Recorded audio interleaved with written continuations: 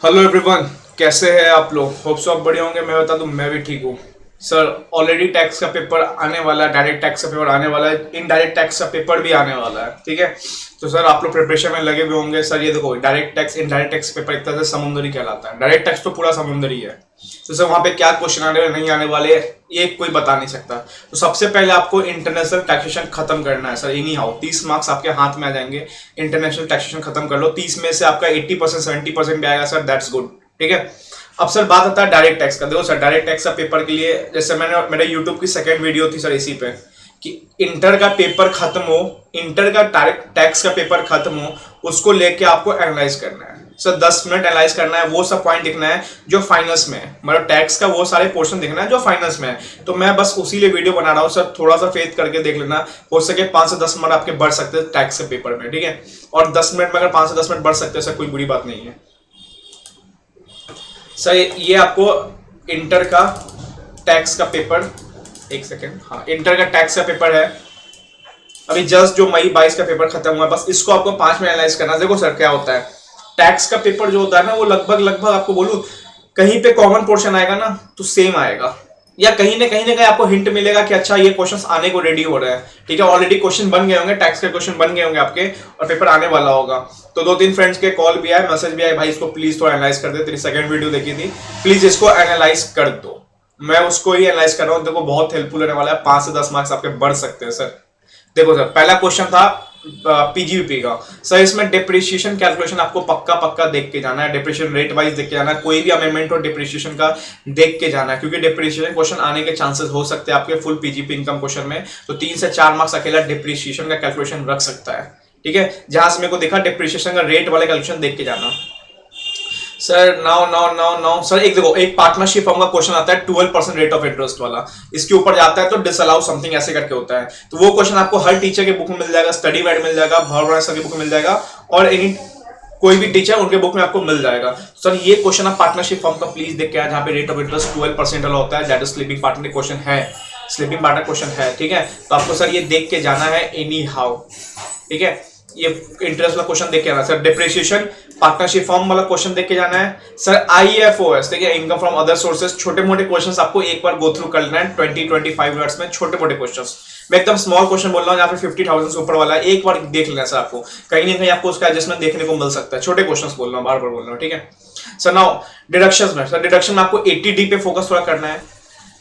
ठीक है, डिसेबिलिटी वाला शॉर्ट शॉर्ट डिसेबिलिटी मिलता है सर, 75,150 समथिंग ऐसे करके मिलता है। ठीक है, देख लेना एक बार। और 80C का एक सिंपल सा था, इसमें 150 लाख तक मिलता है। आपको पता ही होगा 80C में कि स्टैम्प ड्यूटी रजिस्ट्रेशन फीस को आप 80C में डिडक्शन ले सकते हो सर। एक डिडक्शन में क्वेश्चन आ गया डिसेबिलिटी वाला, एक आपके आपका स्टैम्प ड्यूटी वाला क्वेश्चन आ गया। ठीक है सर। टीडीएस में सर देखो, ऊपर क्या देखा हमने, depreciation, partnership rate of interest 12% वाला, डिडक्शन में 80D एंड 80C। इंटर में जो हिट किया, अगर आपने ऑलरेडी ये किया हुआ है तो छोड़ दो। ठीक है सर। नाउ टीडीएस, टीडीएस में कौन सा क्वेश्चन सर, देखो 194O सर। 194O आईसीए ने यहां भी पूछा, दिसंबर 21 में पूछा। तो 194 में ना सर मल्टीपल क्वेश्चन बनने का अच्छे चांसेस है। अच्छा सेक्शन है जहां पे ना टीडीएस के अच्छे खासे क्वेश्चंस, एक ही सेक्शंस में ना अच्छे खासे क्वेश्चन ड्राफ्ट हो सकते हैं। कभी इंडिविजुअल बेसिस पे इंडिविजुअल पैन सबमिट किया कि नहीं किया, 5 लाख 4 लाख समथिंग ऐसे लिमिट सब है उसमें। तो 194 इज इंपॉर्टेंट आपके लिए एग्जाम के लिए सर। सेकंड क्वेश्चन यहाँ पे ना घुमाने के लिए पूछा गया कि बोल दिया गया कि नेचुरल गैस है, पार्टनरशिप फर्म है, उसको कितना टीडीएस काटना पड़ेगा समथिंग, ऐसा कोई प्रोविजन है नहीं। तो एक तरह से यहाँ पे टीडीएस नहीं कटेगा। ठीक है, तो यहाँ पे घुमाने के लिए बोला गया, आपको भी क्वेश्चन घुमाने के लिए आ सकता है। थोड़ा सतर्क होकर देखना, सारे टीडीएस के प्रोविजन देख के आना कि एक क्वेश्चन ऐसा आ सकता है जहाँ पे बोल देगा टीडीएस कटेगा, आप लिख के आ जाओगे कोई भी सेक्शन, कहते नहीं फिट करके आ जाओगे वहां पे, जबकि वहां पे टीडीएस नहीं कटेगा। और ऐसे क्वेश्चन आए हुए हैं। ठीक है, सेल ऑफ गुड का क्वेश्चन, ऐसा क्वेश्चन आया हुआ है sir. 194C again important question, already ये क्वेश्चन भावना सर के बुक में मैंने देखा हुआ है सर। यहाँ पे क्या होता है, कॉन्ट्रैक्टर के केस में होता है इंडिविजुअल 1% और other than individual 2%, like partnership form company, ये सब 2% टीडीएस कटता है। ठीक है सर। ठीक है, तो इसमें क्या होता है ना, 30,000 पर इंडिविजुअल लिमिट और एग्रीगेट 1 लाख रुपीज। तो ऐसे करके एक अच्छा खासा क्वेश्चन है 194C में। एंड एक जॉब वर्कर करके क्वेश्चन है, वो देख के जाना 194C। तो टीडीएस में 194C, 194O, और कहीं ना कहीं अच्छे से 194O करके जाना, और अच्छे खासे प्रोविजन देख लेना, क्योंकि क्वेश्चन घुमा सकता है कि आपको टीडीएस नहीं कटेगा, वहां पे आप लगा के आ जाओगे टीडीएस कटेगा। ठीक है sir. Now set off on carry forward question, ये थोड़ा देख लेना। ऑलरेडी दिसंबर 21 में पेपर एवरेज या एवरेज हार्ड आने के पीछे का रीजन यही होता है कि paper B and C category में आया था। हम सोचते हैं यार ये तो इजी है, ये तो हो जाएगा एग्जाम में, और एग्जामिनेशन में आके ब्लैंक कर जाते हैं। मैं भी ब्लैंक किया था सेम क्वेश्चन पे, ठीक है, सेट ऑफ का क्वेश्चन था, मैं फुल्ली ब्लैंक। मैं आपको अपना सजेस्टेड दिखाऊंगा, मैंने एक लाइन लिखा, मेरे को समझ नहीं आया स्टार्ट कहां से करना है। तो आपको सेट ऑफ का एक क्वेश्चन सब प्लीज लगा के जाना, हाईली रिक्वेस्ट मैं कर रहा हूँ, एक क्वेश्चन लगा के जाना। ईयर देख लेना कितना कितना कैरी फॉरवर्ड हो सकता है, 3-4 पेज का वो 2 पेज का सर का वो डायग्राम बना हुआ है, देख लेना ईयर वाइज, और set of carry forward question एक लगा के जाना सर आप, ठीक है। Clubbing sir, again clubbing is important, ठीक है, क्लबिंग इंपॉर्टेंट। सर के बुक में, भवन सर के बुक में 10-12 क्वेश्चंस क्लबिंग के हैं, अच्छे अच्छे क्वेश्चंस हैं, तो क्लबिंग भी आपके लिए इंपॉर्टेंट है। तो सेट ऑफ क्लबिंग से ये सब क्या है ना, ये सब अगर पेपर हार्ड आया ना तो पेपर यही सब टॉपिक्स पे आता है, छोटे छोटे टॉपिक्स पे आता है, 20-30 मार्क्स इसी टॉपिक्स पे आता है। आपने देखा होगा तो आप आराम से 4 में 4 स्कोर करोगे, अदरवाइज भाई आप खाली आता ना। मेरे इस नंबर 21 में 2-3 क्वेश्चन मैंने नहीं देखा था, छोटे क्वेश्चन में ये क्या आ सकता है, जब आ गया तो मैं भाई ये कैसे आ गया, ठीक है। तो दोस्त बोल रहा हूं छोटे क्वेश्चन से देख लेना, ठीक है सर। ये तो सैलरी क्वेश्चन, इंटर में सैलरी आना ही आना है, फाइनल में चांसेस कम रहते हैं, इसलिए मैं सैलरी बता नहीं रहा हूँ, आपके मर्जी पे सैलरी है, क्योंकि इंटर का तो भाई प्री डिफाइन होता है कि सैलरी आना ही आना है। सर देखो एक अमेंडमेंट क्वेश्चन आया 115 पे, सर यहाँ पे क्या था, उसके गोल्ड की वैल्यू थी 50 लाख, ठीक है, एंड स्पेंड उसने बुक में दिखाया 10 लाख। तो बोला how the assessing officer will deal the same, जैसे यहाँ पे 60% समथिंग टैक्स रेट लगता है, सेक्शन नंबर 115BB, क्या बोल रहा हूँ 115BBE, सर एक बार देख के जाना, ठीक है, इसमें 60% समथिंग टैक्स रेट लगता है, एक बार प्लीज देख के जाना, यहाँ पे क्वेश्चन आने के चांसेस है, 2 से 3 मार्क्स आपको अच्छा खासा क्वेश्चन ड्राफ्ट करके दिया जा सकता है। तो 115BBE जहाँ पे 60% का टैक्स रेट है, यहाँ भी सेम चीज है कि एसएससी को SSC is found to be owner of the gold 50 lakh का ड्यूरिंग फाइनेंशियल 21-22, बट रिकॉर्ड उसने रिकॉर्ड दिखाया 10 लाख का, तो how assessing officer will deal the same, तो भैया 60% से आपको टैक्स लगा सकता है 115BBE। अगेन 4A में अमेंडमेंट हिट किया गया, सो यहाँ पे स्टैम्प ड्यूटी वैल्यू का अमेंडमेंट होता है, जब स्टार्टिंग में 1/4/2001 में आप फेयर वैल्यू जो लेते हो, वहां पे आप हायर समथिंग कर पूछा है कि फेयर वैल्यू हायर हो गया, स्टैम्प ड्यूटी हायर हो गया, इसी का हायर लेके आप आगे काम कर सकते हो। तो यहाँ पे फेयर मार्केट वैल्यू 6 लाख था, स्टैम्प ड्यूटी वैल्यू 5 लाख था, एंड लैंड एक्वायर किया 3.40 लाख में, कॉस्ट इसका ये था। तो इसका समथिंग एक अच्छा खासा आपको बुक में मिल जाएगा, अमेंडमेंट है कि फेयर वैल्यू कौन सा लेना है, फेयर वैल्यू का एडजस्टमेंट 1/4/2001 पे हमें क्या लेना है, हायर ऑफ द अबव होता है शायद, ठीक है, वो देख के जाना एक बार क्वेश्चन, ठीक है सर। अगेन 10AA SEZ को आईसीआई यहाँ पे हिट कर रहा है, तो 10AA का क्वेश्चन लिख के जाना, जैसे यहाँ पे देखो he owns industrial undertaking established in special economic zone had commenced operation, इतना था, the total turnover 300 which include 120 lakh from export turnover. तो ऐसे का ना SEZ का क्वेश्चन अच्छा आ सकता है, प्रॉफिट फ्रॉम SEZ, तो प्रॉफिट हो गया इतना, total turnover divide by export turnover divide by total turnover, ऐसे करके क्वेश्चन है ना SEZ के बनते हैं। तो sir SEZ is important, capital gain का वो एडजस्टमेंट फेयर वैल्यू वाला इंपॉर्टेंट, SEZ तो इंपॉर्टेंट जलवा दिख रहा है, तो कहीं ना कहीं SEZ आपके एग्जाम में देखने को मिल सकता है, ठीक है सर। अगेन PGPP में क्वेश्चन आता है एग्रीकल्चर इनकम में एडजस्टमेंट वाला, जस्ट कॉफी रबर टी ऐसे करके ना एक आपको है ना बनेगा PGPP का क्वेश्चन, तो एक ये भी देख के आना, ऑलरेडी 2-3 क्वेश्चन आपके बुक में होंगे PGPP वाले, जहां पे आपको ये एग्रीकल्चर इनकम को हिट करेगा कॉफी वाला, अगर आपने बना के रखे होंगे ऐसे क्वेश्चन तो ठीक है, इग्नोर कर देना, अदरवाइज देख के आना। सर रिवाइज रिटर्न्स ये सब के देखो यहाँ पे लिमिटेड है, हमारा तो असेसमेंट चैप्टर बहुत बड़ा है, तो कहीं ना कहीं मैं बोलूंगा 139 तो देख लेना एक बार, ठीक है, 139 के सारे प्रोविजन देख लेना, अभी नए नए अमेंडमेंट हुए हैं सर, अमेंडमेंट्स तो देख के जाना सर प्लीज, प्रीवियस साल के अमेंडमेंट देख लो, अगर 139 सीरीज में असेसमेंट में कोई अमेंडमेंट है, अदरवाइज 139 एक बार देख लेना, 139 के सारे प्रोविजन देख के आना है, 139 सबसेक्शन 1 से लेके लास्ट तक में, और जितने अमेंडमेंट हुए असेसमेंट में वो आपको देख के जाना है। तो इसमें तो लिमिटेड आता है इंटर में, 139 ही तक यहाँ पे सीमित रहता है, ठीक है, तो इतना तो आपको देखना ही देखना है, तो ऑब्वियस बात आप देखोगे बट असेसमेंट के लिए ऐसा कुछ खास नहीं है, असेसमेंट आपको देख के जाना है, स्पेशली मैंने बोला आपको PGPP में आपको टी कॉफी रबर देख के जाना है सर, ठीक है।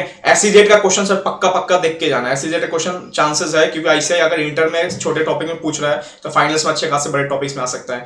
फेयर वैल्यू में एडजस्टमेंट है, अमेंडमेंट है, क्वेश्चन आ सकता है, फेयर वैल्यू आपके ऑब्जेक्टिव में कोई क्वेश्चन आ सकता है, MCQ के सिनेरियोज में क्वेश्चन आ सकता है, ठीक है। 115BB 60% टैक्स रेट लगता है, अनडिस्क्लोज इनकम समथिंग करके कुछ है, ठीक है, देख लेना, आपको पता होगा अच्छे से, आप पढ़ रहे होगे भी, ठीक है। क्लबिंग देख के जाना है आपको, सेटअप देख के जाना है आपको सर, 194C 194O पक्की देख के जाना है, और आपको डिप्रिसिएशन देख के जाना है, ये आपको डायरेक्ट टैक्स की कहानी हुई खत्म। Sir now indirect tax, sir ये तो ठीक है, ये तो प्रॉपर कैलकुलेशन आता है, ये तो आपको इग्नोर करो, ये तो आपको आएगा भी नहीं ऐसा करके। सर ब्लॉक रेट, ठीक है, बस किया है purchase from a registered dealer in Tata Nagar Jharkhand, bus use to ferry its 25 workers to and from factory. तो सर पता है ब्लॉक क्रेडिट में क्या होता है ना, आप कोई भी मोटर व्हीकल खरीदते हो ना अपने बिजनेस प्रमाइसेस के लिए, वो आपको उसकी आईटीसी नहीं ले सकते, बस एक्सेप्ट आप उसमें अपने कंपनी में पैसेंजर सर्विस दे रहे हो और वो 13 एम्प्लॉइज 13 सीटिंग से ज्यादा कैपेसिटी का वो कुछ बस है या कुछ भी है, तो वहां पे ब्लॉक क्रेडिट का नहीं लगेगा, वहां पे वो उसका आईटीसी ले सकते हो। ठीक है, तो समथिंग आप 12 लाख का है ना, 12 लाख का इस पे बस का जो भी है ना, इस पे आप इसका आईटीसी ले सकते हो। सब ब्लॉक क्रेडिट देख के ना 17.5 अच्छे देख के ना, जहां पे आप ज्यादा फोकस रखना ट्रांसपोर्ट वाला पे। ठीक है, व्हीकल मोटर व्हीकल मैं बोलूँ तो मोटर व्हीकल वाले पे, मोटर व्हीकल वाले पे देख के जाना अच्छे से कि तेरा कैपेसिटी सीटिंग कैपेसिटी क्या है, ट्रांसपोर्ट ऑफ गुड्स पे तो मिल जाता है, पैसेंजर केस में कैसे क्या है, तो ब्लॉक क्रेडिट 17 सबसेक्शन 5 देख के जाना आपको अच्छे से। सर नाउ ये क्वेश्चन, सर ये बहुत इंपॉर्टेंट है, मेरे अंदाज से सबसे ज्यादा इंपॉर्टेंट है ये क्वेश्चन। मैं फाइनल्स में भी बहुत बार देखा हूं, मैं फंसा हूं फाइनल्स में भी, एक सेकेंड, फाइनल्स में मैं फंसा हूं भी क्वेश्चन पे। तो सर देखो, list of price of goods 50 lakh exclusive of tax and discount, मतलब इसमें अभी कोई टैक्स और कोई डिस्काउंट नहीं लगा है। तो ऐसे क्वेश्चन से बहुत इंपॉर्टेंट है आपको वैल्यू ऑफ सप्लाई के लिए। ठीक है, तो वैल्यू सप्लाई का ये क्वेश्चन बहुत अच्छा है और सेम क्वेश्चन आपको मिल जाएगा। सर देखो, XYZ private limited offer 2% turnover discount on the list price, ये जो लिस्ट प्राइस है ना इस पे 2% turnover discount after reviewing the performance of ABC limited, the discount was not known at the time of supply. Sir देखो, known है ही नहीं discount at the time of supply. ठीक है, तो इसमें डिस्काउंट नहीं मिलता, ऐसे करके कुछ है। तो सर ये क्वेश्चन बहुत इंपॉर्टेंट है। ठीक है, वैल्यू ऑफ सप्लाई का एक क्वेश्चन जो होता है ना डिस्काउंट वाला, कि डिस्काउंट नोन होना चाहिए at the time of supply के केस में।